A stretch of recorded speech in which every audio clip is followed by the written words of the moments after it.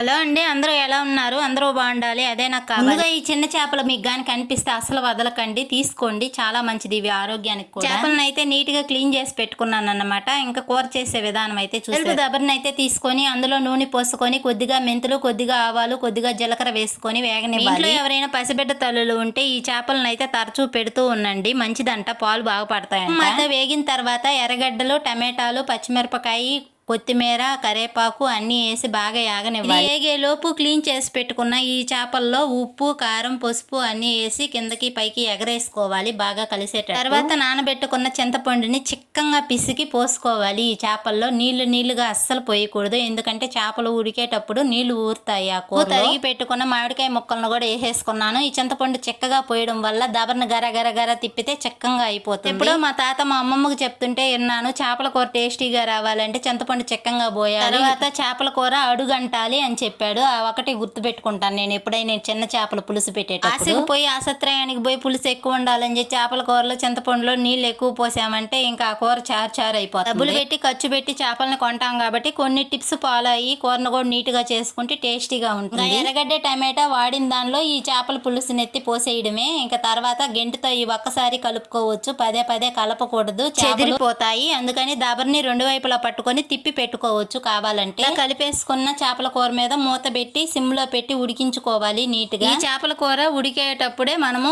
మెంతులు, ఆవాలు వేపుకోవాలి సన్న సెగ మీద. వేపుకున్న మెంతులు, ఆవాలను పొడి చేసుకోవాలి మెత్తగా. ఈ మెత్తని పొడిని చేపల కూర అయిపోయిన తర్వాత ఇంకా దింపతామన్న ముందుగా వేయాలి. చేపల కూరకైతే ఒక ప్రత్యేకత ఉందన్నమాట. అదేంటంటే చేసినంత సేపు కూడా కుండలో కూర ఉండదు, అయిపోతుంది. వాటిని క్లీన్ చేయాలంటే 2-3 గంటలు ఈజీగా పడుతుంది. చిన్న చేపలు అయితే కూర్చొని నడుములు పోయేటట్టు క్లీన్ చేయాలి, కానీ తినేటప్పుడు కూర్చొని తలా ఒక గంటేసుకుంటే కూర అయితే అయిపోతుంది. ప్లీజ్ అండి, వీడియో నచ్చితే లైక్ చేయండి, షేర్ చేయండి, అలాగే సబ్స్క్రైబ్ చేసుకోవడం మర్చిపోవద్దు.